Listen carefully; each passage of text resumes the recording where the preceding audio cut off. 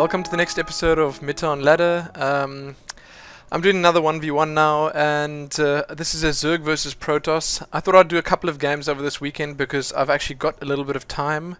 So, as you can see here, my protoss opponent spawned all the way across the map.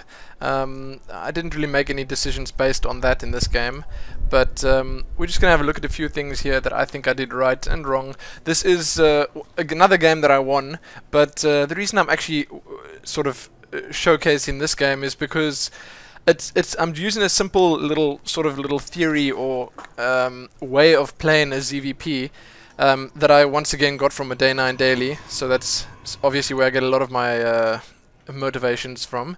But I'm going to be trying to keep it simple in this one. Basically, what I'm going to be trying to do is, firstly, I had a problem in most of my games. I mean, a lot of people have the same problem.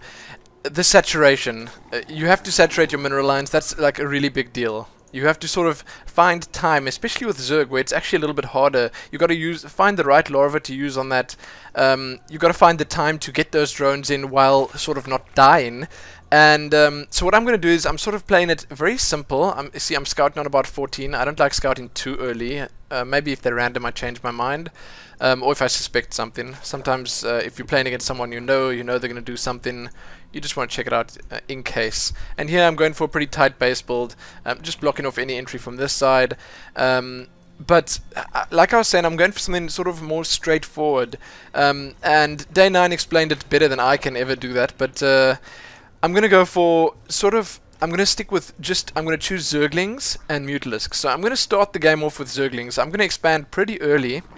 You'll see that going up. I'm going to start by getting these Speedlings out safely because, expanding first against Protoss can be very risky. I know you can actually sort of stop a 4-gate quite easily.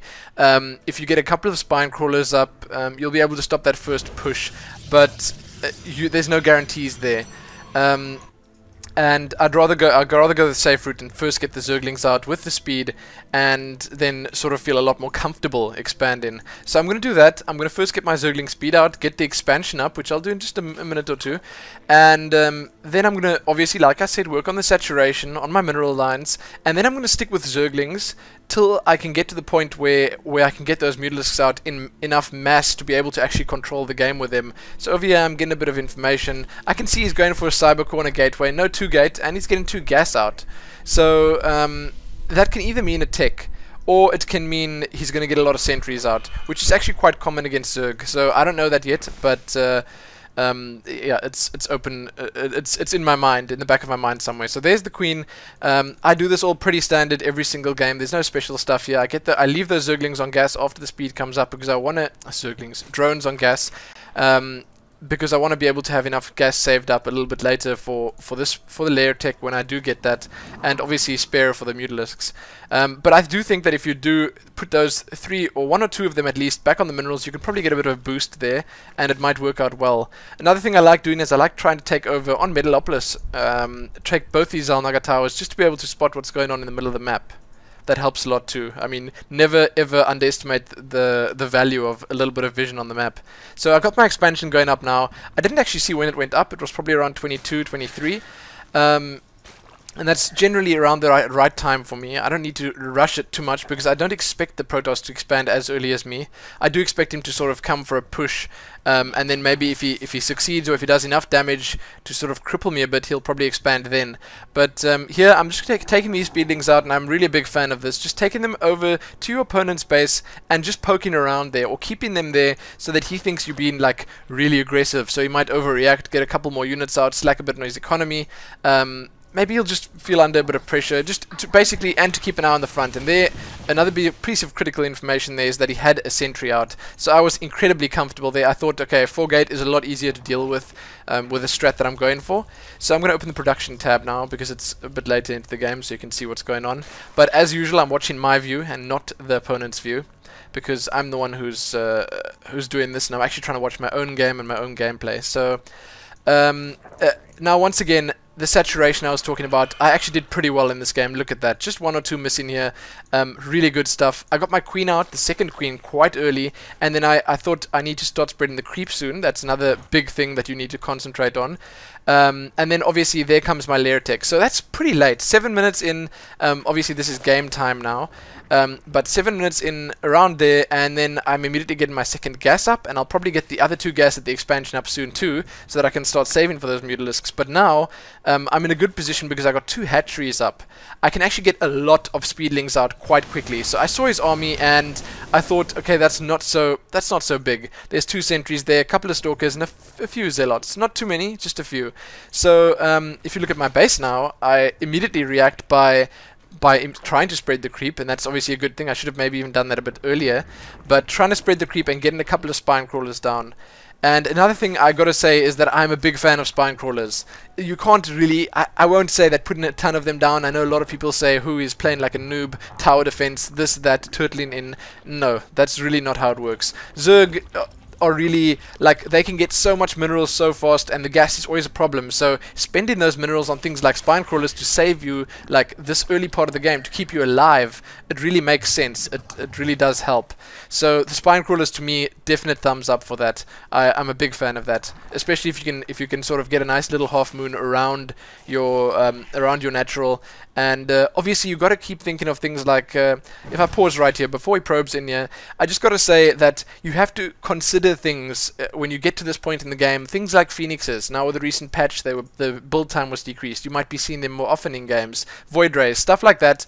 You got to keep an eye around your base, and you can see I placed my overlords quite nicely around my base, which actually works in my dead. It doesn't work out too well because he starts sniping them off, but it does help. You gotta keep in mind that could come. So another thing is what I didn't do here, which I think I sort of might have preferred to do, is throw down a evolution chamber a little bit sooner. It's not expensive, but it can allow you to just get those spore crawlers out a lot sooner. But I did base my sort of my gameplay on what I saw, and I saw sentries, so I thought to myself, he can't be taking very fast. So I'm going to resume the game again. He's trying to probe in here, but there's a lot of spine crawlers that I got, and they can do a serious amount of damage to this not such a big army.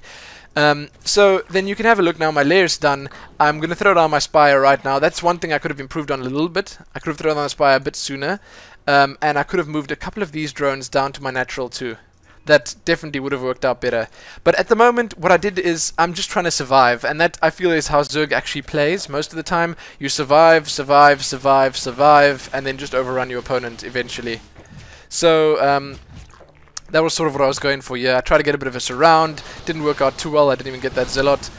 So not such great micro from me, and some pretty decent force fields by him. He blocked off nicely between that statue and the ledge, and here he starts sniping off my overlord. So immediately I knew there was an observer out here, and I thought, okay, I gotta get an overseer out, which I did do in just a second, and there goes the spire. So I had a lot of gas. I have a lot of gas spare, sorry, and I got quite a few minerals, so I'm starting to save up now. I pumped out a lot of overlords, as you can see, supply 60 out of 100. I made a bit of a blunder here with the spine crawler. I really didn't expect him to see up here that quickly, but his observer is obviously hanging around here. So there comes my overseer now, just to have a peek to see if I can take that observer out and at least deprive a bit of vision. So I saw this here, and I didn't immediately just send my one queen in to take the overseer out. I brought both of them in to make sure I get it. So I brought them both into range and then started focusing it down to make sure it actually dies. So now I thought that I think my opponent's probably expanding. That was going through my mind because he thinks he's containing me now, but in actual fact I'm not really contained because I've got my expansion up already, and I don't think he had his up yet.